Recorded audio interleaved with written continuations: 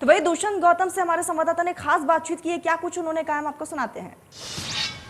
BJP से उत्तराखंड के प्रभारी और राज्यसभा सांसद हमारे साथ दुष्यंत गौतम जी हैं। गौतम, सबसे बड़ी बात की जीत मुबारक हो, लेकिन इस जीत में आपने मुख्यमंत्री आपके हार गए।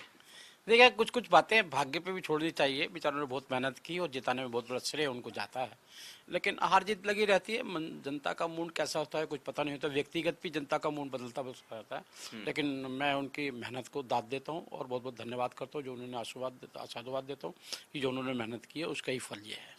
इतिहास तो रच दिया आपने उत्तर प्रदेश और उत्तराखंड में। 37 साल बाद उत्तर प्रदेश में, और जब से उत्तराखंड बना तब से रिपीट बीजेपी का इतिहास रचने के बावजूद भी, लेकिन जनता ने मुख्यमंत्री, दोनों मुख्यमंत्री दावेदारों को किनारे का रास्ता दिखा दिया। आखिर नाराजगी क्या थी? नाराजगी कोई भी नहीं थी। मुझे लगता है वो समय नहीं दे पाए होंगे, और जिस प्रकार से प्रवास उन्होंने किया, जैसे आपने कहा इतिहास रच दिया, वाकई में से इतिहास रचा है कि कभी भी वहाँ पे रिपीट नहीं हुई कोई भी दल। लेकिन एक इतिहास और भी मुझे कल बताया कि वहाँ पे कोई भी मुख्यमंत्री लड़ा है वो भी हारा ही हारा है।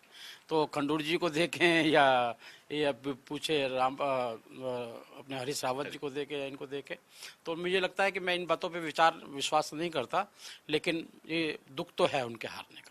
दुख तो है, लेकिन अब क्या लगता है, अब जिस हिसाब से चूंकि आप प्रभारी हैं तो आगे की रणनीति पे भी होगी, क्या मुख्यमंत्री पुष्कर सिंह धामी होंगे? क्योंकि लगातार पुष्कर सिंह धामी को लेकर आपके दो विधायक जो जीते हुए अपनी सीट खाली करने का भी दावा कर रहे हैं कि वो हमारी सीट से लड़ सकते हैं, लेकिन उसमें समय लगेगा उस प्रोसेस में। तो अभी मुख्यमंत्री का चेहरा कौन हो सकता है? देखिएगा, ये उनकी पॉपुलरिटी है मुख्यमंत्री की कि दो विधायक छोड़ रहे हैं, और मैंने वैसे कहा जनता के प्रति बात उनकी मेहनत को भी मैं पूरा पुनः ये कह रहा हूँ, मेहनत की। अगला मुख्यमंत्री को होगा, पार्लियामेंट्री बोर्ड है हमारा।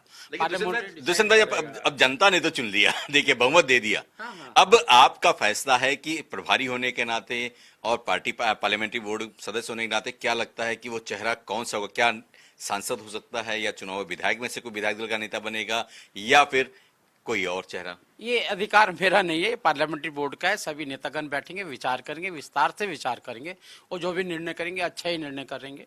क्योंकि आपने देखा था इस 5 सालों में उत्तराखंड में 2 मुख्यमंत्री बदलकर तीसरे को चांस दिया, तीसरा भी हार गया। तो अब क्या लगता है, किसी और को चांस देना है, जैसे उत्तराखंड में कम से कम 2024 के समीकरण को वो संभालते हुए काम कर सके?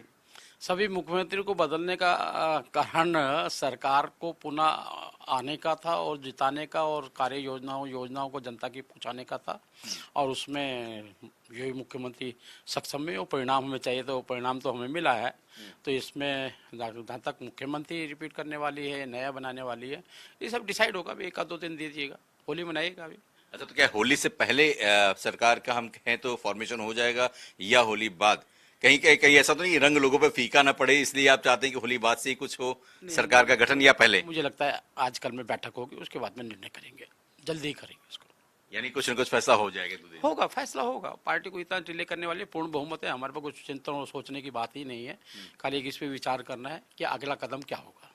चलिए, तो सातों पर है, इशारा सातों पर है कि अब पार्लियामेंट्री बोर्ड तय करेगी वो चेहरा कौन होगा, वो चेहरा क्या सांसद होगा या फिर विधायक का नेता, वो पार्लियामेंट्री बोर्ड तय करेगी। लेकिन उम्मीद जताई जा रही है कि एक ऐसा चेहरा जो 2024 के समीकरण में फिट हो और काम कर सके, और देश में यानी लोकसभा की सीटों पर वो काबिज कर सके, इसलिए उस चेहरे की तलाश जारी है। अजीत श्रीवास्तव।